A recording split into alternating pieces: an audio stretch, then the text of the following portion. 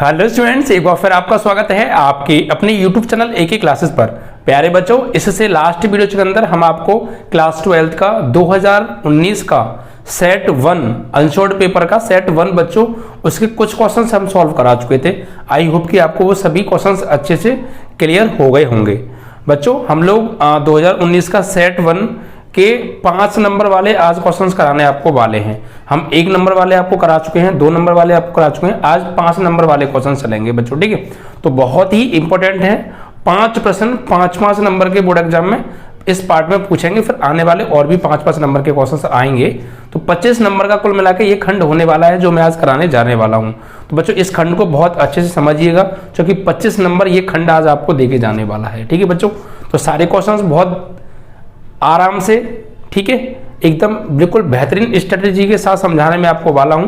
बस क्लियरिटी के साथ वीडियो को देखिएगा। सबसे मेन है कि फोकस अपना पूरा बना के रखिएगा बच्चों। ठीक है, और ज़्यादा से ज़्यादा वीडियो को शेयर कर दीजिएगा और लाइक कर दीजिएगा मेरे प्यारे बच्चों। ठीक है, चलिए बच्चों, तो बच्चों एक इंपॉर्टेंट सूचना, हम जल्द ही 1 अप्रैल से क्लास 12th और 10th का न्यू बैच हम स्टार्ट करने जा रहे हैं बच्चों। ठीक है, जिसमें हम आपको बच्चों कंप्लीट मैथ की तैयारी यहाँ पर कराने वाले हैं। जो बच्चे 9 से 10th और 11 से 12th में आने वाले हैं और 2022 में बोर्ड एग्जाम देने वाले हैं, ठीक है बच्चों, उनके लिए तो 1 अप्रैल से ही आपका बैच स्टार्ट हो रहा है। इसमें हम आपको कंप्लीट मैथ सॉल्यूशन कराने वाले हैं, बिल्कुल जीरो लेवल से बेहतरीन स्ट्रेटेजी के साथ में बच्चों हम आपको सॉल्यूशन कराएंगे। अगर आपने 9th 10th थोड़ा ज़्यादा ध्यान से नहीं पढ़ा है, फिर भी हम आपको ऐसा पढ़ाएंगे कि आपको कोई टेंशन नहीं होने वाली है, एकदम बेहतरीन समझ में आने वाला है। ठीक है बच्चों, तो ये 1 अप्रैल से आपका बैच स्टार्ट हो रहा है। ठीक है बच्चों, तो जितने भी आपके छोटे भाई बहन आस पड़ोस रिलेशन और जिस स्कूल में आप पढ़ते हैं वहाँ के छोटी क्लासेस के बच्चे 9 to 10 में आने वाले, 11 से 10th में 12th में आने वाले को आप लोग बच्चों ये सारी जो मैं बता रहा हूँ ये इन्फॉर्मेशन आपको देनी है, सभी बच्चों को बताना है। ठीक है बच्चों, जिससे कि ज़्यादा से ज़्यादा बच्चे हमसे जुड़ सकें। ठीक है बच्चों, देखिए रियलिटी क्या है, हमने इसकी जो भी हम पढ़ाएंगे आपको उसके लिए आपको एक ग्रुप ज्वाइन करना पड़ेगा बच्चों हमारा। वो ग्रुप में बच्चों हम आपको नोट्स देंगे, पूरे नोट्स मैथ के कंप्लीट सॉल्यूशन सहित नोट्स आपको मिलने वाले हैं। ठीक है बच्चों, PDF की फॉर्म में इंपॉर्टेंट क्वेश्चंस देने वाले हैं, मॉडल पेपर देने वाले हैं, प्रैक्टिस सेट्स पेपर देने वाले हैं, short questions, long questions, formulas और टोटल मैथ का स्टडी मटेरियल जो भी हमारे यहाँ से प्रोवाइड हो सब कुछ हम आपको देने वाले हैं। ठीक है बच्चों, तैयारी एकदम धमाकेदार होने वाली है 2022 की, बिल्कुल भी टेंशन मत लीजिएगा। ठीक है बच्चों, बेहतरीन पढ़ाऊंगा एकदम, बिल्कुल भी कोई डाउट नहीं रहेगा, सारी चीजें एकदम क्लियरिटी के साथ हम पढ़ाने वाले हैं। ठीक है बच्चों, तो आपको जितने भी छोटे भाई बहन हैं आप लोग ज़्यादा से ज़्यादा उनको शेयर करेंगे ये बात और बताएंगे। ओके स्टूडेंट्स, चलिए इसके लिए बच्चों ग्रुप में आपको हमारे ज्वाइन होना पड़ेगा। न्यूनतम हमने फीस रखी है क्लास 12th के लिए 400 रुपये और क्लास 10th के लिए 300 रुपये, पूरे साल की बच्चों ये फीस है। इसके बाद आपको 1 भी रुपया पे नहीं करना है। इतने कम रुपए में बच्चों और कहीं आपको इससे ज़्यादा नहीं मिलने वाला है। इतने कम रुपए में हम यहाँ पे बेहतरीन आपकी मैथ की तैयारी कराएंगे। अगर आप हमारा ग्रुप ज्वाइन कर लेंगे तो आपकी मैथ की टेंशन हमारी टेंशन हो जाएगी, फिर आपको कोई भी दिक्कत लेने की जरूरत नहीं है। हम उस तरीके से पढ़ाएंगे कि आपको मैथ एकदम आपका फेवरेट सब्जेक्ट हो जाने वाला है। ठीक है बच्चों, सारी चीज़ें क्लियरिटी के साथ कराने वाले हैं। आप लोगों को जानकारी लेनी है बच्चों तो आप हमारे इस कॉन्टैक्ट नंबर 8923824554 या 8279441378 पर हमसे कोई जानकारी ले सकते हैं, कांटेक्ट कर सकते हैं और व्हाट्सएप पर भी आप हमसे कह सकते हैं, व्हाट्सएप पर भी हम आपसे बात कर लेंगे। ठीक है बच्चों, तो ये सारी चीज़ अगर आपको कोई भी इन्फॉर्मेशन लेनी है न्यू बैच के बारे में तो आप लोग कॉल कर सकते हैं, हमसे जानकारी ले सकते हैं। ठीक है बच्चों, 1 अप्रैल तक 10% डिस्काउंट चल रहा है। जो 400 रुपये फीस है क्लास 12th की वो 360 रुपये हो जाने वाली है और 300 रुपये जो हाईस्कूल की फीस है वो 270 रुपये हो जाने वाली है 1 अप्रैल तक। उसके बाद हो सकता है आपको इससे ज़्यादा भी पे करना पड़ सकता है। ठीक है बच्चों, तो जल्दी से आप हमारा बैच ज्वाइन कर लीजिए। 1 अप्रैल से आपकी क्लासेस स्टार्ट हो रही हैं 2022 की बेहतरीन तरीके से। ओके बच्चों, और ज़्यादा से ज़्यादा शेयर कर दीजिएगा, वीडियो को लाइक कर दीजिएगा। ओके स्टूडेंट्स, चलिए देखिए बच्चों, आज हम 5 नंबर वाले क्वेश्चंस कवर करेंगे। खंड 5 आपका चलेगा और एक खंड 6 है, इसमें भी 5 नंबर के क्वेश्चंस हैं। ठीक है, तो बहुत ध्यान से समझिएगा बच्चों। पहला सवाल उठा लेते हैं। देखिए पहले सवाल में हमें क्या दे रखा है बच्चों, 5th का प्रश्न है। इसमें दिया है बच्चों इंटीग्रेशन, लिमिट दे रखी है हमें। लिमिट क्या दे रखी है, 0 से पाई x sin x over 1 plus cos square x dx। ठीक है, इसका हमें इंटीग्रेशन करना है, इसका मान निकालना है। क्या करना है बच्चों, इसका मान ज्ञात करना है। देखिए कैसे इसका मान ज्ञात करेंगे, ध्यान से समझिएगा। सबसे पहले आपको करना क्या है बच्चों, इसमें यहां पर इसको मान लेना है बच्चों, माना i बराबर 0 से पाई x sine x over 1 plus cos square x dx equation number 1। इसको i बराबर मान लीजिए और इक्वेशन नंबर 1 बना लीजिए। ओके, बहुत सिंपल है, बहुत आराम से समझाने वाला हूँ, बस फोकस पूरा बनाए रखिएगा और लाइक कर दीजिएगा वीडियो को अगर लाइक नहीं किया है प्यारे बच्चों। देखिए अब यहाँ पे हम क्या करेंगे बच्चों, हमने एक प्रगुण पढ़ा है, एक प्रगुण हमने पढ़ा है। प्रगुण होता है इंटीग्रेशन 0 से a f x d x is equal to 0 से a f a minus x d x. इस प्रगुण से, इस प्रगुण का हम यहाँ पे यूज करेंगे। करते क्या है इस प्रगुण में, अपर लिमिट में से x को घटा देते हैं। तो जहां जहां पे अपर लिमिट क्या है हमारे यहाँ पे पाई है, जहां जहां आपको x नजर आ रहा है पाई में से आप उसको माइनस करेंगे। ओके, तो प्रगुण यहाँ पे हम यूज करेंगे। देखिए तो i इज इक्वल टू आपका चल रहा है 0 से पाई आपकी लिमिट है, तो यहाँ x को घटाएंगे पाई में से तो पाई माइनस एक्स, साइन को घटाएंगे साइन एक्स को घटाएंगे पाई में से तो sine pi minus x over 1 plus cos square pi minus x and dx। Okay, आगे देखिए प्यारे, तो i इज इक्वल टू 0 से pi minus x sine 180 minus theta. Second में पढ़ा, सेकंड में साइन होता है पॉजिटिव, चेंज होगा नहीं, because change only 90 and 270, otherwise no change. Understand? तो साइन 180 माइनस थीटा क्या हो गया बच्चों, sine theta, it means x का एक्स आएगा, साइन एक्स। यहां पर देखिए 1 plus cos square pi minus x, it means की कॉस 180 माइनस थीटा। तो cos 180 minus theta second quadrant में पड़ता है, सेकंड में कॉस नहीं होता है तो माइनस आएगा। इट मीन्स की cos 180 minus theta is equal to minus के कॉस थीटा, माइनस के कॉस थीटा आता है, बट यहां स्क्वायर आ रहा है बच्चों, यहां क्या आ रहा है स्क्वायर, तो माइनस का कॉस थीटा तो आएगा बट ये स्क्वायर उसको पॉजिटिव बना देगा। क्लियर ना? कॉस 180 माइनस थीटा माइनस के कॉस थीटा होता है, क्लियर? स्क्वायर की वजह से वो माइनस प्लस हो जाएगा और चेंज होगा नहीं, बिकॉज 180 नो चेंज। ठीक है, तो क्या रहेगा, सिर्फ कॉस स्क्वायर एक्स ही रहेगा।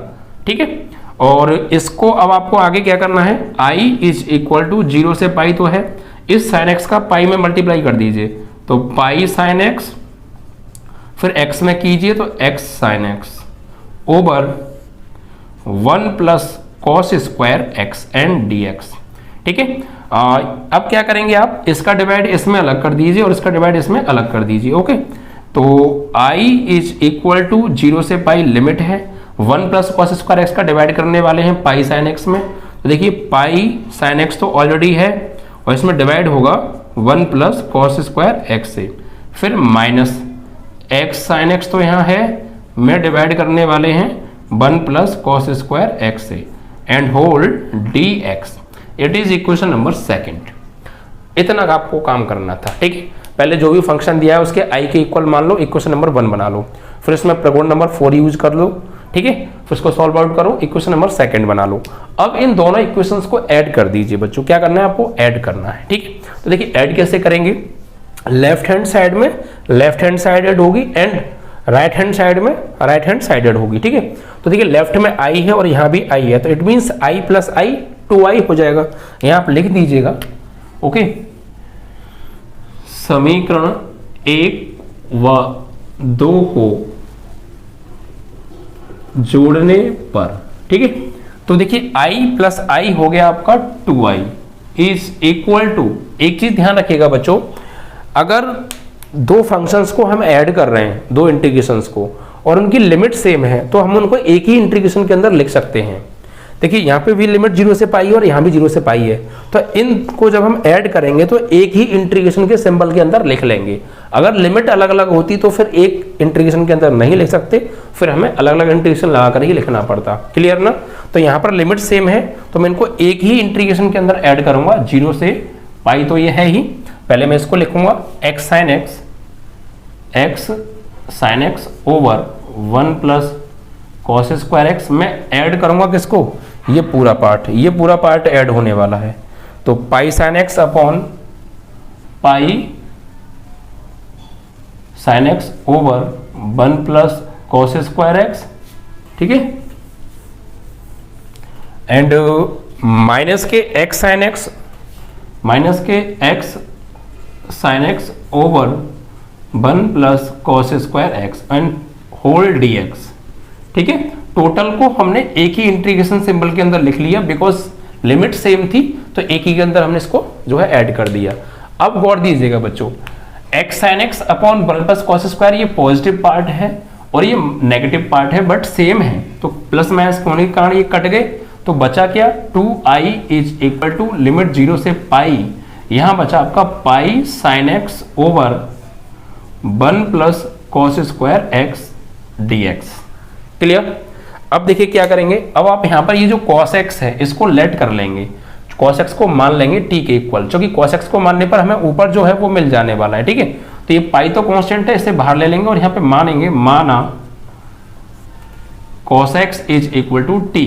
तो यहां पे अवकलन करते हैं, जब मानते हैं तो cos x का अवकलन माइनस के sin x dx is equal to dt। तो हमें ओनली sin x dx चाहिए, तो माइनस को उधर भेज देंगे तो माइनस के dt आ जाएगा। तो हमें किसकी वैल्यू मिल गई, sin x dx की वैल्यू आ गई माइनस dt। ठीक है, और cos x को हमने मान लिया t। अब जब मानते हैं इसमें तो फिर यहाँ लिमिट भी चेंज होती हैं बच्चों। ठीक है, क्योंकि ये समाकलन कौन सा चल रहा है आपका, डेफिनेट इंटीग्रल। तो यहाँ मान लीजिए बच्चों, मान तो लिया, अब हमें लिमिट चेंज करेंगे। तो देखिए पहले जीरो लगाएंगे यहाँ पे x की जगह पे, तो cos 0 is equal to t। तो cos 0 में cos 0 की वैल्यू क्या होती है 1, तो t की वैल्यू क्या आ गई 1। इट मीन्स 0 पर हमें लिमिट मिली t इज इक्वल टू 1। अब पाई पर चेक करें हम, तो cos पाई इज इक्वल टू t और cos 180 की वैल्यू, तो cos 90 प्लस 90 सेकंड में पड़ा, चेंज हो जाएगा sin 90। sin 90 की वैल्यू 1 होती है और माइनस का आएगा, इट मीन्स माइनस 1 आ जाएगी। cos 180 की वैल्यू क्या होती है -1, तो हमें 1 पर पाई पर आई -1। तो लिमिट देखिए चेंज हो गई, 2i तो आपका चल ही रहा है, इंटीग्रेशन लिमिट 0 पर कितनी मिली है हमें, 0 पर मिली है t की वैल्यू 1 तो 1, और पाई पे कितनी मिली है -1 तो -1। तो लिमिट चेंज हो गई 1 से अब -1 हो गई। ओके, और देखिए पाई कांस्टेंट है, इसे आप बाहर ले लीजिए। sin x dx की वैल्यू क्या है माइनस के dt over 1 plus cos x को क्या माना है हमने, cos x को हमने माना है t, ऊपर से स्क्वायर, तो t square. Is that clear? Okay ना, चलिए तो अब देखिए ये 2i इज इक्वल टू पाई तो है, माइनस को हम बाहर ले सकते हैं, नो प्रॉब्लम। इंटीग्रेशन 1 से -1 dt over 1 plus T square. I hope कि आप समझ गए होंगे कि यहाँ क्या होने वाला है। ये बच्चों फॉर्मूला बन गया है किसका, 1/1 plus x square tan inverse x का। ठीक है, इंटीग्रेशन। तो यहाँ पर आप इसका t के रेस्पेक्ट में इंटीग्रेशन कर सकते हैं। तो t के सापेक्ष समाकलन करने पर तो 2i is equal to minus के पाई, ये हो गया किसका समाकलन, tan इनवर्स t का, और लिमिट क्या है 1 से -1। तो 2i is equal to minus के पाई, अब लिमिट लगाओ अपर लिमिट, तो tan inverse -1 minus tan inverse 1, तो 2i is equal to minus के पाई, तो tan इनवर्स ये हो जाएगा माइनस के tan π/4 और माइनस tan इनवर्स ये हो जाएगा tan π/4, जो कि 1 tan π/4 की वैल्यू होती है। ठीक है, तो देखिए tan से tan इनवर्स और यहाँ tan से tan इनवर्स, तो 2i is equal to minus के पाई, तो अंदर क्या बचा माइनस के π/4 और यहाँ भी माइनस के π/4, तो माइनस का 1 π/4 माइनस का 1 π/4 माइनस के 2 π/4। ठीक है, तो 2i is equal to minus के पाई और ये माइनस के 2 π/4, 2 दूनी 4, पाई का माइनस पाई में करेंगे तो माइनस पाई का माइनस पाई में, तो माइनस के minus minus plus pi square upon 2। ठीक है, बट ये किसकी वैल्यू है 2i की, इट मीन्स कि जो 2i की वैल्यू आ गई वो आ गई पाई स्क्वायर अपॉन 2, तो i की वैल्यू यहाँ से आ जाएगी, 2 का मल्टीप्लाई यहाँ कर दीजिए, तो pi square upon 4, this is your answer. ऐसे आपको करना है। ठीक है, इसको हमने i लेट किया था, इट मीन्स कि इसकी वैल्यू आ गई pi square by 4, this is your answer. Is that clear? बहुत अच्छे से, बहुत सुंदर प्यारा सवाल है प्यारे, बहुत अच्छे से समझ में आपको आ भी गया होगा, इतना कुछ हार्ड नहीं था। ठीक है, ऐसे ही सवाल बोर्ड एग्जाम में पूछे जाते हैं, सबसे पहली बात तो आप अपने अंदर से जो परीक्षा का डर है, मेरा सब्जेक्ट है मैथ, सिर्फ मैं मैथ की बात कर सकता हूँ, बाकी आपकी तैयारी कैसी है वो आप जानते होंगे, या जिनसे अदर सब्जेक्ट आप पढ़ते हैं वो साथ समझते हो। बट मैं आपसे इतनी बात कह रहा हूँ, अगर आप मुझसे मैथ पढ़ रहे हैं, इस बात को ध्यान से समझना आज बच्चों, अगर आपने मुझसे मैथ पढ़ा है, आपने मेरे चैनल से सिलेबस कंप्लीट किया है और बाकी में आपको सवाल आते हैं, मैंने इंपॉर्टेंट क्वेश्चंस की सीरीज दी है, आपने अगर उसको अच्छे से प्रिपेयर किया है और बोर्ड एग्जाम तक अगर आप उसको प्रिपेयर करते रहेंगे और जो मैं अनसॉर्ट करा रहा हूँ रेगुलर वीडियोस को देखेंगे, हर चीज़ को इत्मीनान से समझेंगे, एक्चुअली रिवीजन अच्छा करेंगे, तो मैं रियली बता रहा हूँ 95+ मैं आपको दिलाऊंगा। अदरवाइज नहीं आ सकते प्यारे। देखिए कोई घुटी नहीं है ना, मैं कोई इतना कोई जादूगर हूँ कि मैं आपको जादू मार दूंगा और आप नंबर ले आएंगे। मेन डिपेंड करता है आपकी मेहनत के ऊपर। मैं आपको अच्छे से अच्छा कंटेंट दे सकता हूँ, मैं आपको बता सकता हूँ कि आप इसको प्रिपेयर कर लीजिए, बिकॉज एग्जाम आपको देना है, मुझे नहीं। तो मैं आपको सिर्फ बता सकता हूँ, एक्चुअली करना आप ही को है। अगर आप नहीं करेंगे तो फिर उसका नुकसान आप ही को उठाना पड़ेगा, ठीक है। तो मेन है कि मैं जितनी चीज़ें आपको बता रहा हूँ उतनी चीज़ें आप प्लीज़ अभी से ठोस करके चलिए और बिल्कुल भी देरी मत कीजिए। फॉर्मूले डेली याद करने हैं, इंपॉर्टेंट क्वेश्चंस की सीरीज को बहुत अच्छे से तैयार कर लेना है, एक एक क्वेश्चन तुम्हें आना चाहिए, और अनसॉल्व पेपर जो मैंने सॉल्व किया करा रहा हूँ अब, इसका एक एक क्वेश्चन आना चाहिए एग्जाम तक। बस इसको बहुत अच्छे से आप प्रिपेयर करते रहिए, आपको बिल्कुल भी समस्या नहीं आएगी। पेपर आप ये कहेंगे कि यार ये तो वही है जो हम घर पे बैठ के अनसॉल्व सॉल्व कर रहे थे, वही पेपर आ गया, वही आता है, बिल्कुल ऐसा ही आता है बच्चों, ठीक है। बस जरूरत है प्रैक्टिस की, प्रैक्टिस मेक ए परफेक्ट। अगर आप प्रैक्टिस अच्छे से करेंगे तो आप बाकी में परफेक्ट बन जाएंगे, ठीक है बच्चों। मेन है मैथ प्रैक्टिस मांगता है, अगर आप प्रैक्टिस देंगे तो वो आपको बहुत कुछ देगा। कौन? Math, okay. तो आपका ये 5वें का प्रश्न था बच्चों, ये क्लियर हो गया होगा, आई होप आप।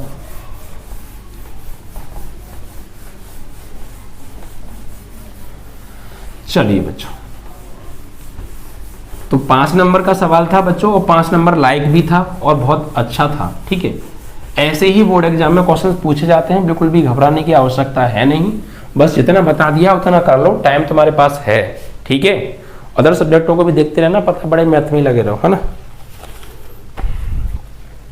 तो अगले क्वेश्चन को ले लेते हैं प्यारे। अगला जो क्वेश्चन है वो है हमारा सारणिक से, डिटर्मिनेंट से आया बच्चों, 5वें का खा प्रश्न है। देखिए यहां पे हमें क्या गिवन है, एक्स वाई जेड विभिन्न हो तो x y z x square y square z square, और यहां पर है आपका 1 + x cube 1 + y cube 1 + z cube, ठीक है, बराबर 0। तो सिद्ध करो, सिद्ध क्या करवाया प्यारे, हमसे सिद्ध करवाया है 1 + x y z बराबर 0। ये हमें बच्चों प्रूफ करके लेके आना है, ठीक है। It means x y z विभिन्न हो और ये बराबर 0 हो, तो ये प्रूफ करो। तो देखिए कैसे प्रूफ करेंगे, बहुत आसानी से समझ में आ जाएगा, बस दिमाग लगा के फोकस के साथ देखते रहिएगा, ओके। आ जाइए, देखिए प्यारे, यहाँ पर हम क्या करेंगे, जब किसी सारणिक में कोई 2 रो या 2 कॉलम आपस में ऐड होते हैं तो उसको हम ब्रेक कैसे करते हैं, जैसे ऐड होने से पहले थे उसको आप वैसा बनाएंगे। देखिए कैसे, यहाँ पर हम क्या लिखेंगे, पहले इसको आप ऐसे लिखिए x y z, क्योंकि इसमें तो कुछ ऐड हो नहीं रहा है, इसमें भी कुछ नहीं ऐड हो रहा है, तो x square y square z square, इसमें देखिए ऐड हो रहे हैं, 1 z हो रहा है जेड क्यू में, तो पहले 1 1 1 ये लिख लो आप, 1 1 1, ये तो ब्रेक कर दिया, एंड प्लस बीच में तो प्लस, और फिर से ये लिखो x y z x square y square z square. अब क्या आप ये वाले लिखिए, x का क्यूब y का क्यूब z का क्यूब। इज दैट क्लियर, ठीक है। चलिए अब बच्चों हम यहाँ पे क्या करेंगे, सारणिक में मैंने आपको रूल लिखाया था, जब 2 रो या 2 कॉलम को आपस में अदला बदली करते हैं, इंटरचेंज करते हैं, तो सारणिक का साइन चेंज हो जाता है। तो मैं यहाँ पर बच्चों C2 और C3 को आपस में इंटरचेंज करूंगा, तो सिंबल चेंज होगा, मतलब ये पॉजिटिव है नेगेटिव हो जाएगा, ठीक है। यहाँ पे हम लिखेंगे कि C2 को इंटरचेंज करेंगे C3 के साथ, तो सिंबल चेंज हो जाएगा, पॉजिटिव है नेगेटिव हो जाएगा यहाँ पे, और ये आपका पहला तो एज इट इज रहेगा, कॉलम, इससे तो हम कुछ नहीं कहेंगे। इसकी जगह पर ये आ जाएगा उठ के 1 1 1 और ये इसकी जगह पर चला जाएगा x square y square z square and plus. अब आप यहाँ पे देखिए दूसरे वाले सारणी में फर्स्ट रो में से पहली पंक्ति में से सब में से x कॉमन आ रहा है, दूसरी पंक्ति में से सभी में से y कॉमन आ रहा है, तीसरी पंक्ति में से सभी में से z कॉमन आ रहा है। तो कॉमन ले लें बच्चों। तो देखिए यहाँ से आप x कॉमन लीजिए, यहाँ से y आएगा और यहाँ से z आएगा। इट मीन्स कि x y और z कॉमन आ गया। तो बचा क्या प्यारे, यहाँ बचा 1, यहाँ बचा x और यहाँ बचा x स्क्वायर, यहाँ 1, यहाँ y और यहाँ y स्क्वायर, यहाँ 1 क्योंकि z कॉमन ले लिया ना, तो 1 और यहाँ z और यहाँ z स्क्वायर, एक एक पावर कम हो गई। ठीक है, अब देखिए फिर यहाँ पर अब हम क्या करने वाले हैं, यहाँ पर एक ऑपरेशन आप और लगाइए। क्या कि अब आप इन दोनों को इंटरचेंज कीजिए। ठीक है, इन दोनों को C1 को C2 के साथ इंटरचेंज कीजिए। तो C1 इंटरचेंज C2, C1 को C2 में, C2 को C1 में चेंज करना है। तो फिर से सिंबल चेंज होगा बिकॉज हम फिर यहाँ पे एक रो एक कॉलम, एक पंक्ति और एक कॉलम और दूसरे कॉलम को आपस में इंटरचेंज कर रहे हैं तो सिंबल चेंज होगा। तो इनको इंटरचेंज करेंगे तो यहाँ प्लस, अब माइनस है तो किसका हो जाएगा, प्लस का। पहले प्लस था तो माइनस हो गया और फिर चेंज कर रहे हैं हम तो फिर चेंज हो जाएगा, माइनस है तो क्या हो जाएगा प्लस, और इसकी जगह पर ये आ जाएगा 1 1 1 और ये यहाँ आ जाएगा x y z और ये x square y square z square. ठीक है, and plus x y z 1 1 1 x y z x square y square z square. ऐसा करने पर आप यहाँ गौर दें तो आपको साफ साफ दिख रहा होगा बच्चों इस लाइन में। अब क्या साफ साफ दिख रहा होगा कि गौर दीजिए ये वाला सारणिक और ये वाला सारणिक बिल्कुल सेम है, तो ये कॉमन आ जाएगा, ये कॉमन आ जाएगा, कॉमन ले लेंगे इसको। तो यहाँ पर आप कॉमन ले लीजिए 1 1 1 x y z x square y square z square, ये तो आ गया कॉमन। तो यहाँ से ये चीज बाहर निकल गई तो यहाँ कुछ नहीं बचा, तो क्या बचा फिर 1 एंड प्लस यहाँ से ये कॉमन चला गया तो क्या बचा ये x y z। ठीक है, और एक चीज यार हम भूल गए स्टार्टिंग में, देखिए बराबर में 0 चल रहा है, बराबर में हमें क्या दे रखा है 0, तो हम बराबर में 0 लेके चलना है ना। ठीक है, बराबर में क्या लेके चलना है 0, बराबर में 0, बराबर में 0, बराबर में 0। ठीक है, ये मत भूल जाइएगा आप, बराबर में 0 दे रखा है तो हमने बराबर में 0 लगा लिया। आ जाइए अब आगे देखिए क्या करते हैं। अब यहाँ पर बच्चों एक आप ऑपरेशन अप्लाई कीजिए कि R1 में से R2 को हटाओ और R2 में से R3 को हटाओ। तो R1 चेंज करनी होगी और R1 में से हम घटाएंगे R2 को। ऐसे ही यहाँ पे फिर R2 चेंज होगी और R2 में से घटाएंगे हम R3 को। ठीक है, ये R1 है, ये R2 है, R3 है। पहले R1 में से R2 को हटाइए।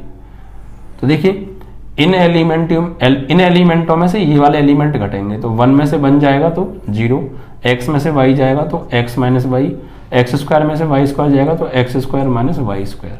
ऐसे फिर R2 में से R3 तो 1 में से बन जाएगा तो 0, y में से z जाएगा तो y minus z, y square में से जेड स्क्वायर जाएगा तो y square minus z square और नीचे 1 जेड स्क्वायर और ये आपका बचा ही 1 प्लस एक्स वाई जेड और बराबर में क्या चल रहा है 0। ठीक है, अब देखिए आप इस वाले सारणिक का इस C1 के अकॉर्डिंग प्रसार कर दीजिए, C1 के सापेक्ष। तो यहाँ प्रसार करेंगे तो ये प्लस, ये माइनस और ये प्लस।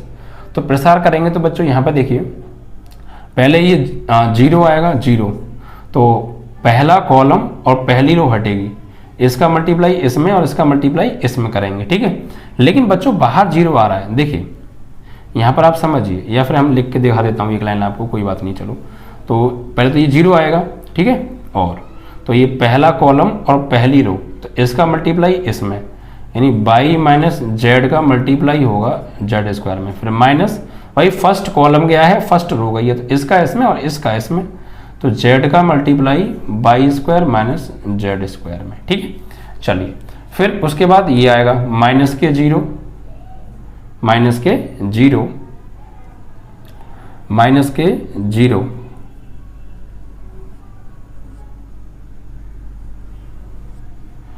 तो देखिए अब देखिए ये वाला तो first column and second row, first column and second row, तो ये इसका इसमें होगा, इसका इसमें होगा, तो x माइनस वाई का मल्टीप्लाई होगा जेड स्क्वायर में और माइनस जेड का होगा इसमें x square minus y square में, ठीक है। एंड फाइनली क्या बचा यहाँ पे 1, ठीक है, तो 1 को हम यहाँ लिख लें 1, ठीक है। अब देखिए तो फर्स्ट कॉलम और थर्ड रो गई, तो ये 4 बचे, इसका इसमें होगा तो x माइनस वाई का मल्टीप्लाई होगा y square minus z square में, और माइनस इसका इसमें होगा वाई माइनस जेड का मल्टीप्लाई होगा x square minus y square में, एंड फाइनली ब्रैकेट क्लोज, ठीक है। यहाँ से समझिएगा। अब देखिए मैं आपसे क्यों कह रहा था अंदर आपको लिखने की वैसे जरूरत नहीं थी, क्यों? क्योंकि बाहर 0 बैठा है, अंदर चाहे कुछ भी आ जाए, बाहर जब 0 है तो ये पक्का 0 हो जाने वाला, बिकॉज 0 का मल्टीप्लाई होगा, ठीक है। ये 0 बच्चों यहाँ ना आके ये ब्रैकेट जो है यहाँ आने वाला है, ऐसे करके, ठीक है। तो 0 का मल्टीप्लाई इसमें करेंगे तो ये पूरा पार्ट क्या हो गया 0, 0 का मल्टीप्लाई इसमें होगा अंदर तो सब 0 हो जाएगा, माइनस 0 का इसमें होगा तो ये भी सब 0 हो जाएगा। यहाँ पे मल्टीप्लाई कर सकते हैं हम, तो देखिए यहाँ पे प्लस x का y स्क्वायर में करेंगे तो एक्स वाई स्क्वायर, x का z स्क्वायर में करेंगे तो माइनस के एक्स जेड स्क्वायर, y का y स्क्वायर में करेंगे तो माइनस के वाई क्यूब, ठीक है। माइनस वाई का जेड स्क्वायर में करेंगे तो प्लस के माइनस माइनस प्लस के वाई जेड स्क्वायर, ठीक है। फिर माइनस ब्रैकेट लगा लीजिए, इनका आपस में आपको करना है, ठीक है। ये कब आया था? जब हम यहाँ पे आए थे, देखिए 1 और फर्स्ट कॉलम और थर्ड रो हटी थी, तो x माइनस वाई का इसमें किया था हमने, ठीक है, और फिर y माइनस जेड का हमने इसमें किया था, वही चीज़ें हैं। तो देखिए हमने इन दोनों का तो आपस में कर लिया, अब इनका भी करिए भाई। y का x स्क्वायर में वाई एक्स स्क्वायर, y का y स्क्वायर में माइनस के वाई क्यूब, माइनस जेड का x स्क्वायर में माइनस के जेड एक्स स्क्वायर, ठीक है, और z का माइनस वाई स्क्वायर में करेंगे माइनस जेड का माइनस वाई स्क्वायर में तो माइनस माइनस प्लस के z y square, and bracket close. तो ये तो 0 हो गया। यहाँ पे देखिए क्या बचा आपका एक्स वाई स्क्वायर माइनस के, और एक चीज़ और थी बच्चों, हम देखिए ये तो हमने इसका पैसा करके हमें ये पूरा मिल गया, और ये चीज़ और चल रही थी ना साइड में, यहाँ लिख लीजिएगा 1 प्लस एक्स वाई जेड बराबर में 0, ठीक है। और ऐसे यहाँ पे अब बचा आपका ये 1 प्लस एक्स वाई जेड बराबर 0। अब देखिए यहाँ पे एक्स वाई स्क्वायर और ये माइनस के x z square, y cube y z square minus के, यहाँ पर देखिए बच्चों अंदर गुणा करेंगे तो वाई एक्स स्क्वायर और माइनस माइनस प्लस के y cube minus minus plus के जेड एक्स स्क्वायर और माइनस प्लस माइनस के जेड वाई स्क्वायर, ठीक है। और इनटू में 1 प्लस एक्स वाई जेड बराबर 0। तो देखिए हमें प्रूफ क्या लाना है, आप अकॉर्डिंग टू प्रूफ चलिए, हमें 1 प्लस एक्स वाई जेड बराबर 0 लाना है। देखिए ये 2 फैक्टर हो गई, आप तो एक बार इसको ले लीजिए 0 के बराबर, एक बार ले लीजिए इसको 0 के बराबर, तो हमें प्रूफ जो लाना है उसकी बात करनी है। या फिर हम ये भी कर सकते हैं कि इस पहले वाले पूरे ब्रैकेट को 0 में भेज सकते हैं, तो ये पूरा पार्ट 0 हो जाएगा, बचेगा क्या यहाँ पे 1 प्लस एक्स वाई जेड बराबर 0, यही हमारा प्रूफ है, ठीक है। इस तरीके से आपको करना था, ठीक है। इसका प्रसार करने के बाद जो भी बचेगा वो 1 प्लस एक्स वाई जेड के इनटू में बचेगा, तो इनटू में है बराबर में 0 है, तो हम इसको उधर भेजेंगे तो वो 0 में चला जाएगा, जिसकी हमें जरूरत है उसे रख लो बराबर 0, आपका प्रूफ क्लियर ना। 5 नंबर जैसा ही सवाल है प्यारे, ठीक है। और बहुत क्लियरिटी के साथ समझा रहा हूँ, आप देख रहे होंगे मैं बिल्कुल भी शांत नहीं हूँ वीडियो के अंदर, जितने भी मिनट की वीडियो बनेगी उतने मिनट मैं बोलता रहूँगा। मेरा बोलने का मकसद सिर्फ यही है कि जो चीज़ कुछ भी चीज़ छूटे ना, मैं सारी चीज़ें आपको बता दूं और आपका कोई डाउट ना बचे, कोई आस्किंग ना रहे मुझसे, सारी चीज़ें मैं आपको बता दूं, कोशिश मैं यही करता हूं। फिर भी कोई चीज़ें रह जाती हैं तो वीडियो को एक बार रिपीट कर लिया करो, ठीक है, वो भी डाउट क्लियर हो जाया करेगा। तो ये बच्चों दोनों क्वेश्चन आपके समाप्त हुए 5 नंबर के। अगला जो प्रश्न है बच्चों इसको ले लेते हैं 5 में का गा। देखिए इसमें हमें क्या दिया है, समतल हमें दे रखा है एक, चैप्टर नंबर 11 से बच्चों ये क्वेश्चन है त्रिविमीय ज्यामिति से। यहां हमें समतल दिया है vector r 6i cap minus के 3j कैप माइनस के 2k कैप प्लस 1 बराबर 0। अब इसमें कह रहे हैं मूल बिंदु से डाले गए लंब इकाई सदिश की द्विकोज्याएं निकालनी है हमें। ठीक है बच्चों, क्या मूल बिंदु से डालेंगे लंब इकाई सदिश की द्विकोज्याएं, यानी मूल बिंदु से डाले लंब इकाई सदिश की द्विकोज्या, ये हमें निकालनी है। तो द्विकोज्या होती क्या है बच्चों, एल एम एन, या cos square alpha, cos alpha, cos beta, cos gamma, वही तो द्विकोज्या होती है। तो देखिए कैसे निकालेंगे, ये हमें एक प्लेन की इक्वेशन दे रखी है बच्चों। ठीक है, तो हम सबसे पहले इसमें क्या करेंगे, वेक्टर आर यहाँ पे 6i कैप माइनस के 3j कैप माइनस के 2k कैप तो है, इस 1 को ना आप राइट में ले जाइए तो -1। बच्चों एक फॉर्मूला होता है vector r dot vector n is equal to d, वहां डी पॉजिटिव होता है तो यह नेगेटिव है, तो इसको पॉजिटिव बनाओ। तो क्या करो, दोनों ओर माइनस से गुणा कर दो, दोनों ओर -1 से गुणा कर दो। तो यहां माइनस से गुणा करेंगे तो अंदर गुणा करिए सीधे यहाँ पे। ठीक है, माइनस के 6i और ये माइनस माइनस प्लस के 3j और ये प्लस के 2k कैप, और ये -1 से करेंगे तो ये +1 हो जाएगा। ठीक है, अब इसकी आप तुलना करिए, इसकी तुलना vector r dot vector n is equal to d से करने पर, तो यहां पर देखिए बच्चों वेक्टर n की वैल्यू क्या हो जाएगी, ये सदिश वेक्टर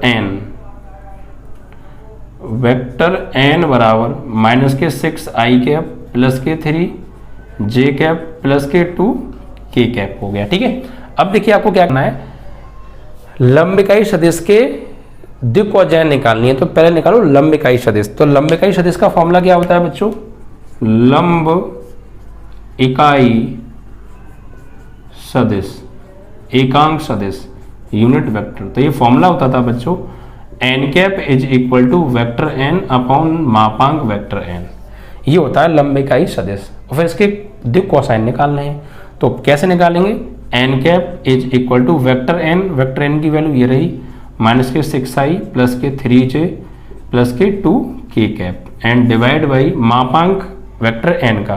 तो मापांक कैसे निकालते हैं, अंडर रूट में i के गुणांक का वर्ग, j के गुणांक का वर्ग, k के गुणांक का वर्ग। तो i का गुणांक -6 का वर्ग 36, j का गुणांक 3 का वर्ग 9, k का गुणांक 2 का वर्ग 4। तो ये माइनस के 6i कैप प्लस के 3j कैप प्लस के 2k कैप, अंडर रूट में 36 और 9 45 और 4 49, बाहर आ जाएगा 7, 49 का वर्गमूल 7, 7 का भाग अलग दे दो। तो माइनस के 6i प्लस के 3j प्लस के 2k, इसमें भाग दे दो 7 से, क्योंकि यहाँ से 7 निकल के अलग भाग दे दिया। ठीक है, अब देखिए द्विकोसाइन होता क्या है, मैंने आपको बताया था जब चैप्टर पढ़ाया था, ये होते हैं i j k के गुणांक जो होते हैं, ये होते हैं द्विकोसाइन। ये भाई ये लंब इकाई सदिश आ गया, अब इसमें जो i j k के गुणांक हैं वही होते हैं द्विकोसाइन, एल एम एन या cos alpha, cos beta, cos gamma भी कह सकते हैं। ठीक है, तो लंब इकाई सदिश के द्विकोसाइन, द्विकोसाइन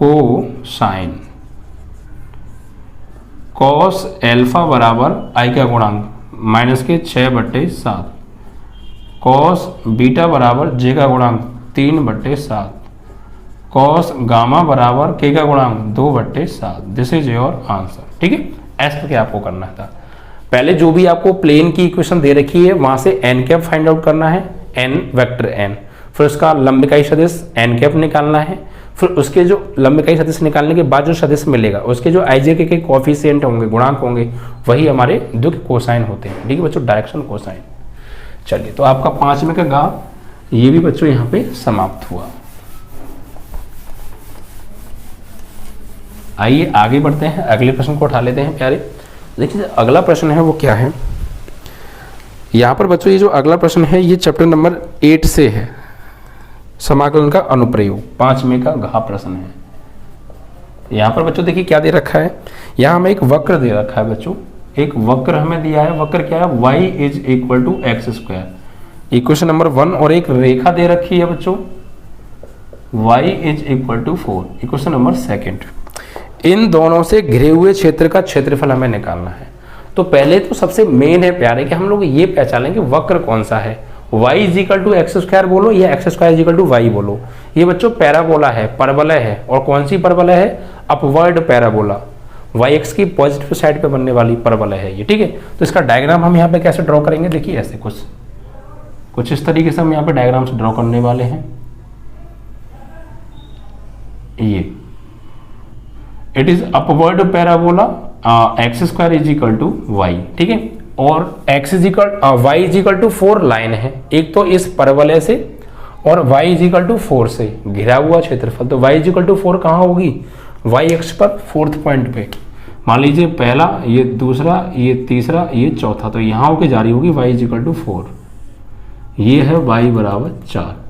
तो इस परवलय से और इस लाइन से मिलके कौन सा क्षेत्रफल घिरा है बच्चों? ये वाला। ये एरिया हमें निकालना है प्यारे, ठीक है। अब ये एरिया हम निकालेंगे कैसे, उसके लिए हमें यहाँ पे कुछ पॉइंट आउट करने पड़ेंगे बच्चों। देखिए कैसे, हम इस पॉइंट को ले लेते हैं पॉइंट ए, इस पॉइंट को मान लेते हैं बी, इस पॉइंट को मान लेते हैं सी, इस पॉइंट को मान लेते हैं डी, इस पॉइंट को मान लेते हैं ई, इस पॉइंट को मान लेते हैं एफ, ठीक है बच्चों। तो हमें जो एरिया निकालना है एक्चुअली यहाँ पर, वो A B C D E F A, ये एरिया निकालना है, ब्लॉक एरिया पैराबोला और लाइन से, ठीक है। तो ये हम कैसे निकालेंगे उसको आप समझिए थोड़ा सा। उसके लिए पहले मुझे ये जो लाइन जा रही है y इज इक्वल टू 4 और ये जो परवलय है x square is equal to y, इसके प्रतिच्छेद बिंदु C और E के निर्देशांक निकालने पड़ेंगे, ठीक है। तो यहाँ पर हम निकालते हैं। समीकरण 2 से y बराबर 4 कहाँ रखने पर? पुट इन फर्स्ट इक्वेशन में लगा दीजिए प्यारे। तो यहाँ पे लगाइए y की जगह 4 बराबर एक्स स्क्वायर, तो x बराबर प्लस माइनस के क्या आ जाएगा? 2 आ जाएगा। x बराबर प्लस माइनस के 2, क्योंकि y की वैल्यू 4 है, जब मैं यहाँ पे लगाऊंगा तो x की वैल्यू क्या आ जाएगी? प्लस माइनस 2 आ जाएगी। अब x की वैल्यू प्लस माइनस 2 तो आ गई, अब y की वैल्यू क्या है? 4 है। तो बिंदु क्या आ गए बच्चों? बिंदु हमारे पास यहाँ पर मिले, जब x की वैल्यू प्लस 2 लेंगे तो y की वैल्यू 4, और जब x की वैल्यू माइनस 2 लेंगे तो y की वैल्यू प्लस 4। तो देखिए यहाँ पर लिखेंगे तो ये जो पॉइंट आ गए, ये आ गए -2,4, और ये वाले पॉइंट आ गए आपके, यहाँ पर मैं लिख सकता हूँ +2,4, ये y इज इक्वल टू 4 है, ठीक है। देखिए तो हमें एक तरीका यहाँ पे अपनाना है, गौर दीजिएगा बच्चों। अगर मैं यहाँ से इस पर लंब डाल दूँ ऐसे करके,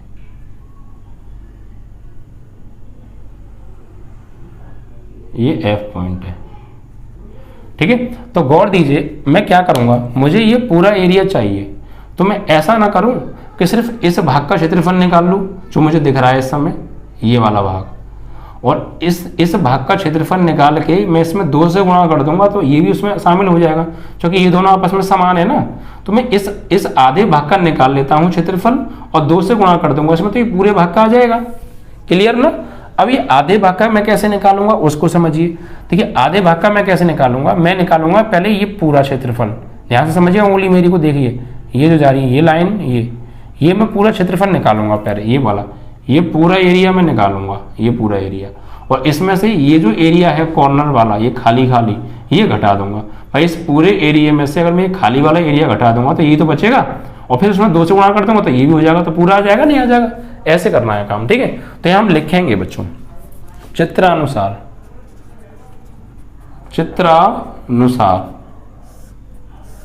हमें जो निकालना है वो निकालना है एरिया, कौन सा?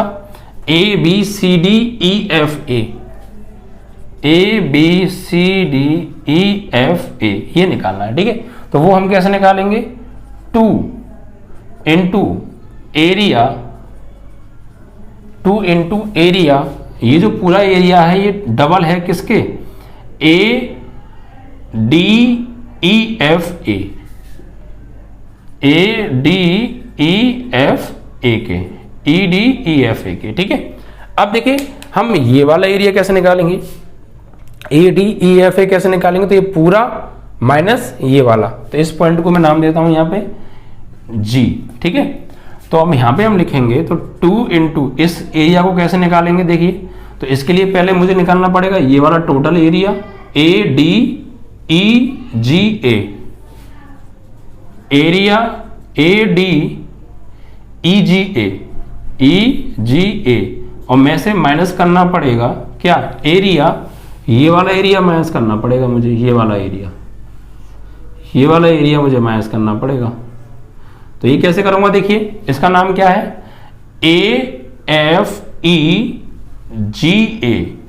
AFEGA, clear.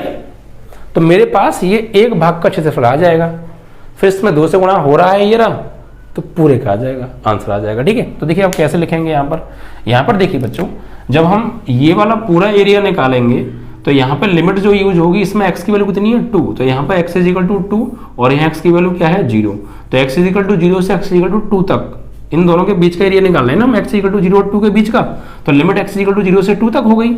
और इसमें ये एरिया पूरा निकाल रहे हैं, तो इन दोनों आकृतियों में से कौन सी इन्वॉल्व है इस वाले एरिया में, तो ये लाइन इन्वॉल्व है। देखो जब मैं ये एरिया निकालूंगा ऐसे करके, तो इसमें ये लाइन आ गई ना, तो इस लाइन, ये लाइन इन्वॉल्व है, तो हम इसको लिखेंगे 2 ब्रैकेट इंटीग्रेशन, लिमिट क्या लगेगी x इज इक्वल टू 0 से 2 और y dx, और यहाँ पे y का मान कहाँ से निकालेंगे, इस वाले क्षेत्रफल में ये लाइन इन्वॉल्व है y इज इक्वल टू 4, तो इस लाइन से y का मान रखेंगे कहाँ से, समीकरण लाइन कौन सी है 2 से, ठीक है, समीकरण 2 से निकालेंगे। और फिर माइनस एरिया AFEGA, ये वाला एरिया घटाना है, तो इसके लिए देखिए ये कहाँ से कहाँ तक है, यहाँ से लेकर यहाँ तक ये, तो limit x is equal to 0 से 2 ही लगेगी, इंटीग्रेशन 0 से 2 तक लिमिट लगेगी। लेकिन इस एरिया को जब हम घटाएंगे तो इन दोनों आकृतियों में से कौन सा इन्वॉल्व है, तो इसमें ये देखो परवलय इन्वॉल्व है, आ रही है नहीं आ रही ये वाली परवलय, तो यहाँ पे y का मान परवलय से निकालेंगे, तो y dx कहाँ से, समीकरण 1 से, ठीक है, एंड ब्रैकेट क्लोज। समझ में आ रहा है ना, सारी चीजें बहुत क्लियरिटी के साथ समझाने की कोशिश कर रहा हूँ, फोकस पूरा रखिएगा, ठीक है, बहुत आसान सवाल होते हैं ये। 2, अब देखिए यहाँ पर 2 का अंदर आप मल्टीप्लाई कर दीजिए, ठीक है, 2 का अंदर मल्टीप्लाई तो 2 और 0 से 2, y की वैल्यू समीकरण 2 से, y की वैल्यू क्या है 4 है, तो यहाँ लिख दीजिए 4 और dx, फिर 2 का आप इसमें भी गुणा करेंगे तो -2, 0 से 2 है, y की वैल्यू क्या है समीकरण 1 से x², तो x² dx, ठीक है। अब इनका समाकलन कर दीजिए, तो देखिए 4 दूनी 8 को तो ले लो बाहर, या इनटू में 1 बचा, 1 का समाकलन x और लिमिट 0 से 2 माइनस, ये 2 तो है, x की पावर 2 का समाकलन x की पावर 3/3 और लिमिट 0 से 2। अब इसको सॉल्व करिए प्यारे, आ जाओ। तो देखिए यहाँ पे 8 तो चल ही रहा है, अपर लिमिट लगाएंगे x की जगह 2, तो 2 और माइनस लोअर लिमिट x की जगह 0, और यहाँ पे देखिए इस 3 को बाहर ले लें तो 2/3 हो जाएगा, और अपर लिमिट x की जगह 2 लगाएंगे तो 2 की पावर 3 और माइनस लोअर लिमिट x की जगह 0 लगाएंगे तो 0 हो जाएगा। तो फाइनली 8 दूनी तो ये 16 हो गया, और यहाँ पे -2/3 तो है, और 2 की घात 3 कितना हो गया 8, 2 की घात 3 8, तो फाइनली 16 माइनस 8 दूनी 16/3, यहाँ ले लो LCM, तो 16 तिया 48 माइनस 16/3, ठीक है भाई 8 दूनी 16 तो ये हो गया, और ये 2 की घात 3 8 हो गया, 8 दूनी 16/3, इसको सॉल्व करेंगे तो 16 तिया 48 माइनस 16, तो कितना आ जाएगा 32/3, ठीक है, और ये कट नहीं रहा है तो इतना वर्ग इकाई आपका आंसर, ठीक है। इस तरीके से आप करने वाले हैं, ठीक है बच्चों। देखिए बच्चों कभी कभी क्या होता है, जब हम सवाल कराते हैं तो मुझसे बाई चांस क्या क्वेश्चन में मिस्टेक कभी कभी हो जाती है। देखिए मैथ है, क्या क्वेश्चन में मिस्टेक हो सकती है यार, तो उसको लेकर इतना बड़ा इश्यू मत बनाइएगा, घबराइएगा मत। अगर आपको लगे कहीं मुझसे मिस्टेक होगी तो आप उसको करेक्ट करके सॉल्व कीजिएगा, आपका आंसर करेक्ट आने वाला, ठीक है। मैथ में कभी कभी हो जाता है सारी चीज़ें, तो उसको आपको इतना गहराई से लेने की जरूरत नहीं है, ठीक है। एग्जाम में थोड़ा सा आप स्लो लिखिएगा, आराम से कीजिएगा, जिससे कि आप गलती ना करें, ठीक है, और आप गलती ना करें तो बेहतर रहेगा बच्चों। चलिए, तो ये क्वेश्चन आपका यहाँ पे बच्चों कंप्लीट हुआ, बिल्कुल इत्मीनान से मैंने कराया, बहुत सिंपल तरीके से, बहुत क्लियरिटी के साथ कराया, ठीक है।